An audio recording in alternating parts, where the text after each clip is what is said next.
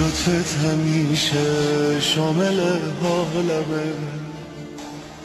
وطال صبري بلهيب الجوى اصلا تو خیلی فرق داری با همه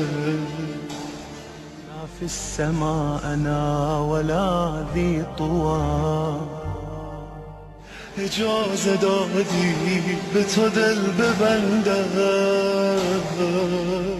طال انتظاري وانا في رحيلي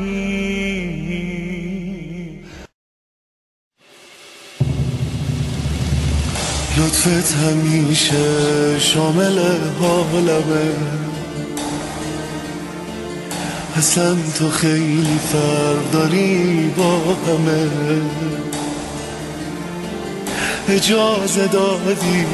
به تو دل ببندم تا فهمیدی به تو علاقه مندم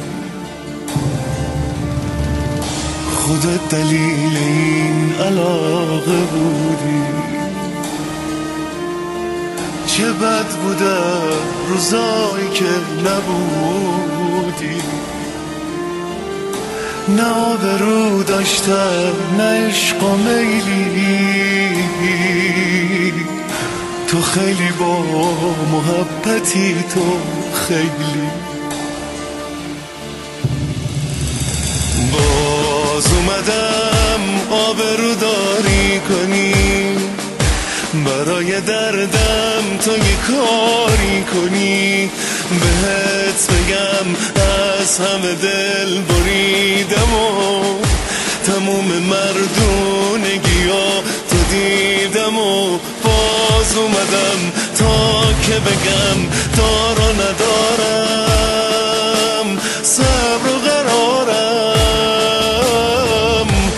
گره افتاده به کارم سلام آقا سلام آقا سلام خدای احساس درمون درد من حضرت عباس صد دفعه گفتم و دوباره میگم آقای من آقای خوب دنیاست اون هنوزم فکر یه قطره آبه به فکر اون بچه‌ایه که خوابه به فکر اونیه که از تشنگی لباش ترک خورده حالش خرابه سلام آقا سلام خدای احساس درمون درد من حضرت عباس صد دفعه گفتم و دوباره میگم آقای من آقای خوب دنیاست اون هنوزم فکر یه قطره آبه به فکر اون بچه‌ایه که خوابه به فکر اونیه که از تشنگی لباش ترک خورده حالش خرابه عموی بچه ها نجاتم بده